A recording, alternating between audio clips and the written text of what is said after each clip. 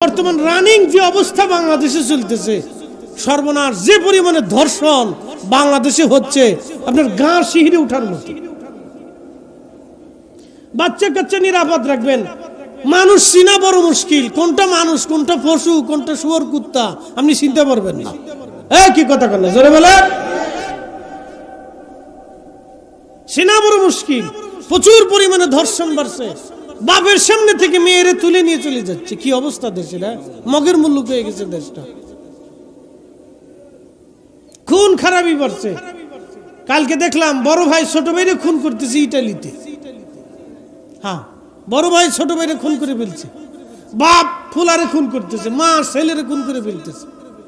কয়দিন আগে দেখলাম ছেলে গাঁজা গাঁজার টাকা দেয় নাই, বৃদ্ধ বাবা মারে খুন করিয়ে নিজের ঘরের ভিতরে কাফন দাফন দিয়ে রাখছে।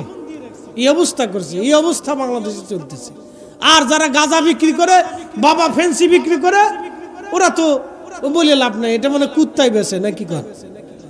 হ্যাঁ, কুত্তায় বেছেনি তো মানুষই তো বেছে। ও মানুষ কারা, ও কিসের মানুষ বলেন আপনি? যারা গাঁজা বেছে, ইয়াবা বিক্রি করে ওই টাকা দিয়ে সে সন্তানের জন্য কাপড় কিনে দেয়। গাঁজা ইয়াবা বাবা বিক্রি করে। আজকে এই যশোরে আসার সময় দেখলাম মাদক এক দাড়িওয়ালা, বাপরে বাপ, কত বড় দাড়ি, মাথায় কি সুন্দর টুপি, দেখলে মনে হবে একবারে আপনার কি বলে বুজুর্গ আলাইহিস সালাতু ওয়াস সালাম। ইয়াবার ব্যবসা করে, বুঝতে পারছেন? দেখলে বিশ্বাস করার কাজে নাই যে এই লোক এই মাদকের ব্যবসা করে। আর বুরকা সুরকা তো এখন খুব মারাত্মক হয়ে গেছে। হ্যাঁ, বুরকা এখন সুরকা হয়ে গেছে, খুব ভয়াবহ অবস্থা। এখন বুরকা ইউজ করিয়া, টুপি ইউজ করিয়া, জুব্বা ইউজ করিয়া আজকে টুপি জুব্বার ইজ্জত মান সম্মান শেষ করে ফেলতেছে। চোরের গোষ্ঠী, চোরের দল, ডাকাতির দলই কাজ করতেছে। খুব মনোযোগ দিবেন, এই জন্য অবস্থা কিন্তু খুব ভয়াবহ। সাইকোলজিক্যাল প্রবলেম মানুষের বেশি, মনস্তাত্ত্বিক সমস্যা। একদিক দিয়ে অভাব, অন্য দিক দিয়ে অনটন, অন্য দিক দিয়ে সমস্যা, সামাজিক প্রবলেম, রাষ্ট্রীয় সমস্যা তো যাই না। এরপরে প্রাকৃতিক দুর্যোগ, এরপরে বিশ্বের যুদ্ধ হয় ইরানে, তেলের দাম বাড়ে বাংলাদেশে। কি দেশ আমরা রে, চিন্তা করেন। এমন সিন্ডিকেটের তালের ভিতরে সরকারও পড়ে গেছে যে বেরোইতে পারতেছে না। এত সিন্ডিকেট যে রাষ্ট্র পর্যন্ত ব্যর্থ হয়ে যাওয়ার কায়দা হয়ে গেছে। দাম বেড়ে গেছে, এখন তেল পাওয়া গেছে। সারা পৃথিবী একই অবস্থা। প্রিয় উপস্থিতি, অবস্থা ভয়ানক। আমরা বাঙালিরা খুব মারাত্মক একটা জাতি, সংমিশ্রণ জাতি, তো কোনো তালের ঠিক নেই। এই জন্য এই মোবাইল আপনাকে অনেক ক্ষতি করতেছে, সাইকোলজিক্যাল প্রবলেম বাড়তেছে মানুষের। এই জন্য এগুলি থেকে বাচ্চা কাচ্চারা দূরে থাকবেন। কোনো বাচ্চার হাতে মোবাইল দিবেন না, বাপ ডাকলেও দিবেন না, 3 ঘন্টা কাঁদলেও দিবেন না, কাঁদতে থাকুক, মোবাইল দিবেন না। ও কাঁদুক, অসুবিধা নেই, কেঁদে হয়রান হয়ে যায়, মোবাইল দিবেন না। দিবেন তো মারা যাবে, খুব তাড়াতাড়ি শেষ হয়ে যাবে, ওর সাইকোলজিক্যাল প্রবলেম হয়ে দাঁড়াবে। আমার এক মুসল্লি একদিন এসে বলতেছে, হুজুর দোয়া করেন। বলে কি দোয়া করব? বলে আমার ছেলেটা পাগল হয়ে গেছে। আল্লাহর কসমে মাহফিল কি আমার জুমান মুসল্লি ঢাকাতে। তাই বললাম পাগল কেমনে হলো, বয়স কত? বলে 6-7 বছর। 6-7 বছর একটা বাচ্চা পাগল হয়ে গেল, কি হয়েছে, সমস্যা কি? হুজুর মোবাইল টিপতে। আমি বললাম তাহলে আপনার জন্য দোয়া করা যাবে না। কি দোয়া করবো? আপনি নিজের সন্তানকে নিজে পাগল বানাইয়া অন্য দিয়েছেন দোয়া চাওয়ার জন্য। এটা কথা?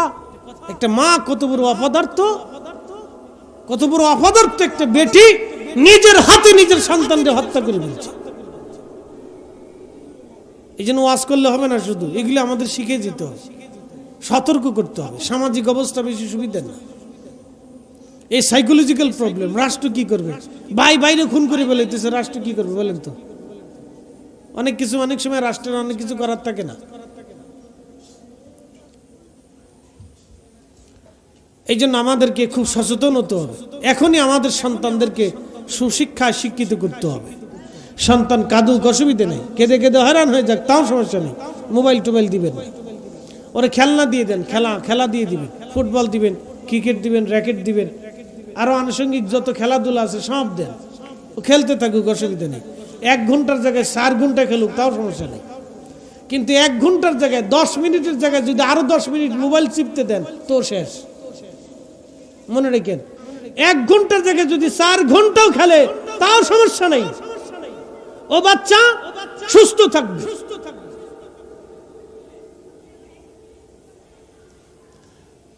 প্রিয় উপস্থিতি,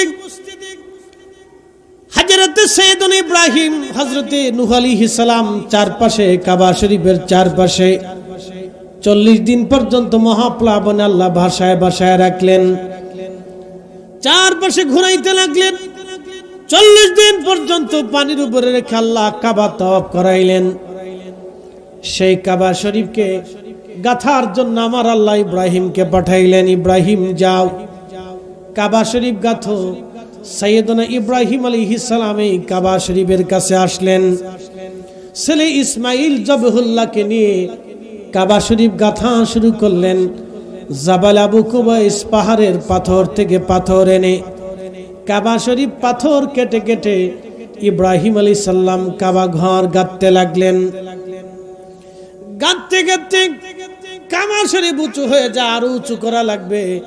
ইব্রাহিম আলাইহিস সালাম সে হাজরে আসওয়াদ, দুঃখিত সেই মাকাম ইব্রাহিমের পাথর, যারা হজে গেছেন কাবা শরীফের পাশে একটা পাথর আছে, এই পাথরে হযরত ইব্রাহিম আলাইহিস সালামের পায়ের ছাপ আছে। ওই পাথর আনলেন, ইসমাইল জবিহুল্লাহ আলাইহিস সালাম এই পাথর আনলেন। পাথর আনার পরে পাথরখানা ইব্রাহিমের পায়ের নিচে দিলেন। কিন্তু শুনে যান, নবীদের মুজিজা, আল্লাহর কুদরত, ওই পাথর আর শুধু পাথর রইল না, ওই পাথরটা হয়ে গেল অটোমেটিক লিফট। ওই পাথর উপরে যায় আবার নিচে চলে আসে। যখন উপরে যাওয়ার প্রয়োজন হয়, পাথর কাবা উপরে গাথার প্রয়োজন হয়, তখন পাথর উপরে উঠে যায়। আবার নিচে নামার প্রয়োজন হলে পাথর নিচে নেমে যায়।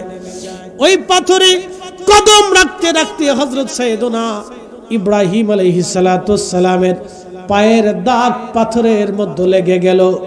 যারা মাকাম ইব্রাহিম দেখেছেন বলেন তো, ইব্রাহিম আলাইহিস সালামের পায়ের দাগ কি জুতা সহ না জুতা ছাড়া?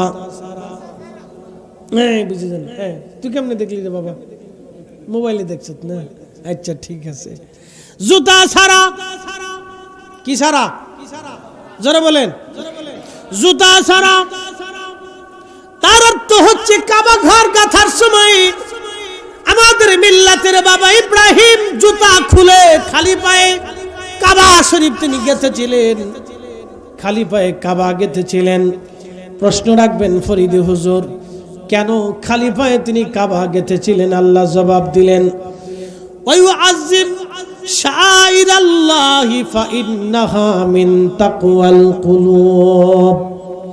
তোমরা আমি আল্লাহর শায়েরকে, নিদর্শনকে তোমরা তাজিম করো, সম্মান করো। এই জন্য করবা, এই জন্যই সম্মান করবা, এজন্যই সম্মান করবা। ফাইন্নাহা মিন তাকওয়াল কুলুব, তোমাদের অন্তরের তাকওয়ার জন্য তোমরা আল্লাহর ঘর মসজিদকে সম্মান করবা।